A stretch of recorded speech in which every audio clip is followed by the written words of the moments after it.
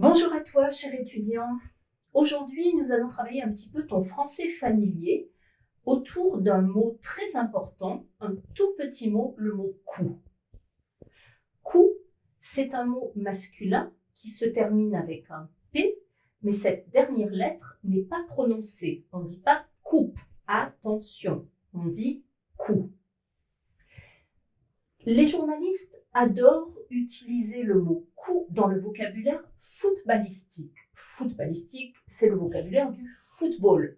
Parce qu'évidemment, on parle d'un coup de pied, d'un coup de poing, etc. Et ce mot coup a été immortalisé par Zizou.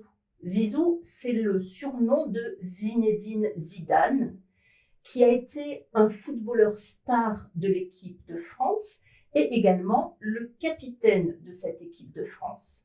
Alors, pour la petite histoire, pendant la Coupe du Monde de 2006, Zizou, Zinedine Zidane, a donné un coup de boule au joueur italien Marco Materazzi. Est-ce que tu as compris le sens de cette expression? Donner un coup de boule à quelqu'un, c'est un geste agressif qui signifie le frapper de la tête. La boule, c'est la tête dans ce contexte-là.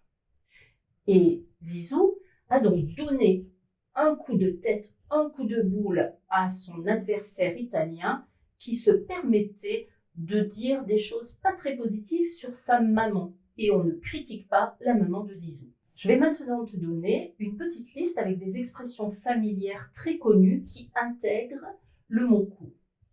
Par exemple, mon frère va me donner un coup de main pour repeindre la cuisine. Il va me donner un coup de main, ça signifie il va m'aider à faire quelque chose. Je peux donner un coup de main, je peux également demander un coup de main à quelqu'un. Je peux lui demander de l'aide. Luc a un coup de cafard. Un coup de cafard, avoir un coup de cafard signifie avoir un moment de déprime, être triste, voir la vie en noir. Ça ne dure pas nécessairement, mais c'est une période de ta vie qui n'est pas très agréable. Alors, cette expression est particulièrement bizarre si tu sais ce qu'est un cafard. Un cafard, c'est dégoûtant, c'est un insecte qui habite dans les endroits chauds et humides, par exemple les cuisines. Maintenant, si tu dois donner un coup de fil à quelqu'un ou passer un coup de fil à quelqu'un, ça veut dire que tu dois lui téléphoner. Allô, je te passe un coup de fil demain, ok? Avoir un coup de foudre, c'est tomber amoureux de quelqu'un au premier regard. Ce qui est également une expression un peu étrange parce que la foudre appartient au phénomène de la météorologie. La foudre, quand la foudre tombe, c'est quand il y a, pendant un orage, une boule de feu qui va tomber sur un arbre, tomber sur une maison, tomber sur une personne et foudroyer, brûler cet arbre, cette maison, cette personne. On peut mourir foudroyé et quand on a un coup de foudre, c'est l'amour volcanique, l'amour brûlant. Et voilà, c'est tout pour le vocabulaire familier d'aujourd'hui. Passons maintenant à la deuxième partie qui va concerner la phonétique des lettres C plus H. Alors, en général, C plus H en français, à 99% des situations se prononce che. Attention, comme disent les Allemands, non, che. Comme chat, chine, écharpé, chapardé, ok, che. Mais il y a des exceptions à cette liste.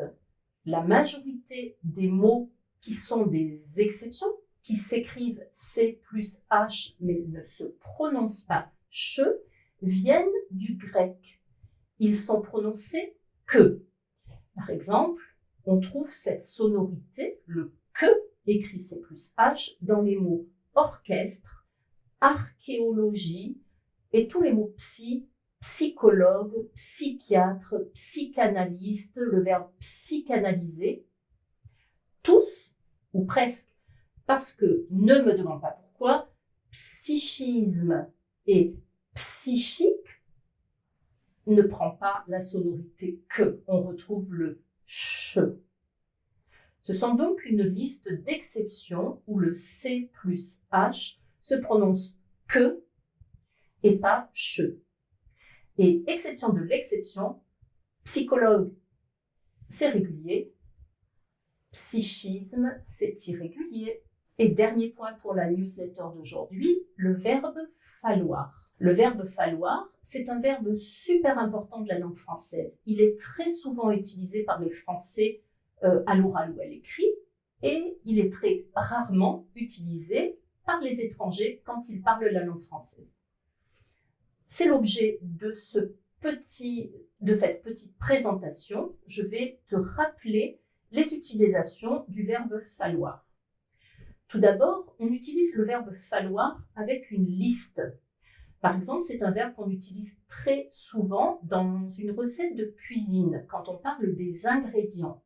Par exemple, pour faire des crêpes, il faut des œufs, du lait, de la farine, un peu de sel, un peu de poivre, et personnellement, je rajoute un demi-verre de bière, pas de vin, mais de bière.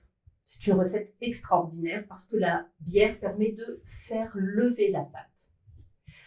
Pour les crêpes, il faut donc tous ces ingrédients. Il faut plus liste. Pour faire du ski, il faut des chaussures, il faut des vêtements chauds, il faut des skis, il faut peut-être un casque et des lunettes, de la crème solaire. Deuxième situation d'utilisation avec le verbe falloir, on utilise falloir suivi d'un infinitif. Par exemple, pour faire de bonnes crêpes, il faut mettre un petit peu de bière.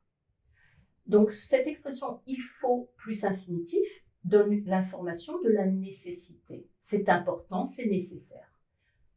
Au contraire, on va dire « il ne faut pas mettre de vin dans la recette des crêpes ». Ça serait stupide. « Il ne faut pas » donne une information d'interdiction.